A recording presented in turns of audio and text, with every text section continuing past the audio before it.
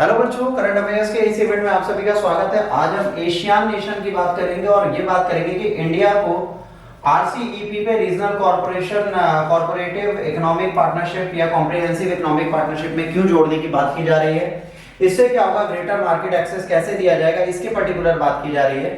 तो ASEAN wants Bharat to join RCEP for greater market access. अब बात आती है भाई इसमें हमें पढ़ना क्या क्या है। तो अगर इसकी बात करें तो बेटा हमें यहाँ पे पढ़ना है एशियन नेशंस कौन से हैं। इसके बाद हमको पढ़ना है कि रेसेप क्या होती है और हमको पढ़ना है फ्री ट्रेड एग्रीमेंट क्या होता है। अगर ये तीन चीजें हमको पता है तो इस कॉन्सेप्ट को हम समझ के सारी चीजों को प्रॉपर मैनर में कर और समझ सकते हैं।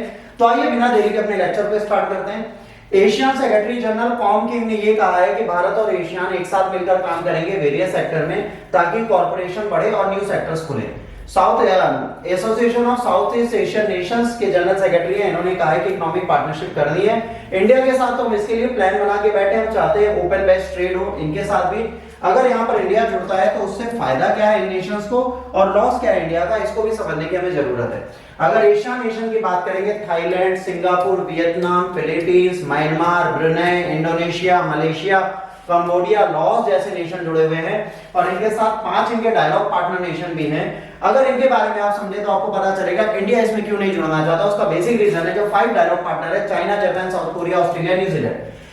अब इसमें अगर देखा जाए तो बेटा चाइना, जापान और साउथ कोरिया के साथ हमारा ट्रेड बहुत होता है और इनके साथ अगर बैलेंस ऑफ ट्रेड की बात करेंगे तो ये हमेशा इनके लिए तो पॉजिटिव है, हमारे लिए हमेशा नेगेटिव होता है। तो इंडिया कभी नहीं चाहता अगर फ्री ट्रेड एग्रीमेंट में आ जाते हैं या सेपेक को साइन कर लेते हैं तो हमारे साथ सबसे बड़ी प्रॉब्लम क्या होगी कि अब हम इसको फॉलो नहीं कर पाएंगे, हम लॉस पे आ जाएंगे, क्योंकि यहाँ पर और हमें फायदा मिल जाएगा फ्री ट्रेड एरिया का और रेसेप को साइन करने के बाद हम फंसते चले जाएंगे क्योंकि और बैलेंस ऑफ पेमेंट हमारी डाउन हो जाएगी।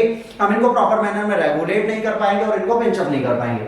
लैंडमार्क एग्रीमेंट साइन हुआ था नवंबर 2020 में।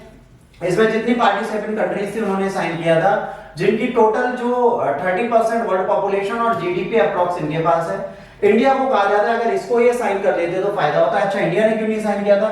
इन्होंने कहा भाई मैन्युफैक्चरिंग हब की बात करेंगे तो इंडिया के पहले आता है चाइना, जापान, साउथ कोरिया और यूएसए। अगर नंबर 1 की बात करें यूएसए, चाइना सबसे ज्यादा मैन्युफैक्चरिंग करते हैं। अब इसको तो इसमें जोड़ रहे हैं पर फ्री ट्रेड एग्रीमेंट में सर्विस सेक्टर को नहीं जोड़ा है जिसमें इंडिया नंबर 1 है।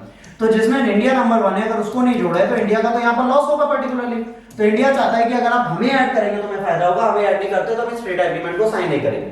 फ्री ट्रेड एग्रीमेंट में कोई भी टैरिफ नहीं रहता, मेंबर्स के बीच में एक्सटर्नल टैरिफ नहीं होता, नेगोशिएशन ट्रेड के लिए ये लोग कर सकते हैं बस। तो फ्री ट्रेड एग्रीमेंट में क्या होता है, सारे नेशन फ्रीली अपने सामान को बेच सकते हैं। कस्टम में क्या होता है, रेगुलेशन कर सकते हैं, बॉर्डर तो नहीं चेक होता क्योंकि कस्टम यूनियन का मतलब है एक दूसरे की कंट्री में व्यापार कर सकते हैं। सिंगल मार्केट बिल्कुल अलग है, यहाँ पर सारा का सारा रेगुलेशन इन्हीं लोगों का है जिनका व्यापार। आज की डेट में अगर बात की जाए बच्चों तो कहीं ना कहीं preferential trade area, free trade, custom, common economic union and full integration. Preferential trade area में लोअर टैरिफ होते हैं, एक्सटर्नल इंटरनल तो टैरिफ होते हैं। फ्री ट्रेड एरिया में इंटरनल टैरिफ बैरियर हटा दिए जाते हैं, एक्सटर्नल लगाए जाते हैं अगर जरूरत पड़ती है तो।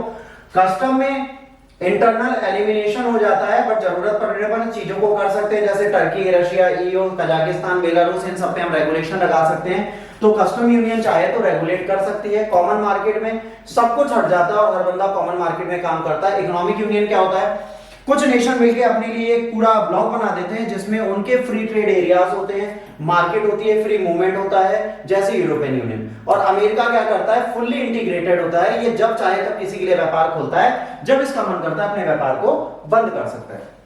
रीजनल कोऑपरेशन इकोनॉमिक पार्टनरशिप में जो नेशंस जुड़े हैं वो आपके सामने लिखे हैं। अगर इसको आप मैप पे ध्यान से देखेंगे तो आपको ये पता चलेगा कि ये जो नेशंस है बेटा, ये सारे नेशंस आज इस फ्री ट्रेड एग्रीमेंट में जुड़ चुके हैं और अगर इसमें इंडिया भी ऐड हो जाता है तो बहुत बड़ा लैंडमार्क बन जाएगा इकोनॉमिक कॉर्पोरेशन का। और आपको पता है आज इकोनॉमिक फोरम इंटरनेशनली बहुत स्ट्रेंथन है।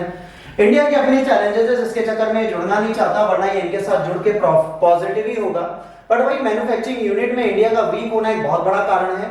मेक इन इंडिया इनिशिएटिव हम लाए हैं बट ये कितना सक्सेसफुल होगा ये तो बहुत बात की बात है, अभी इसके बारे में हम कुछ भी नहीं कह सकते।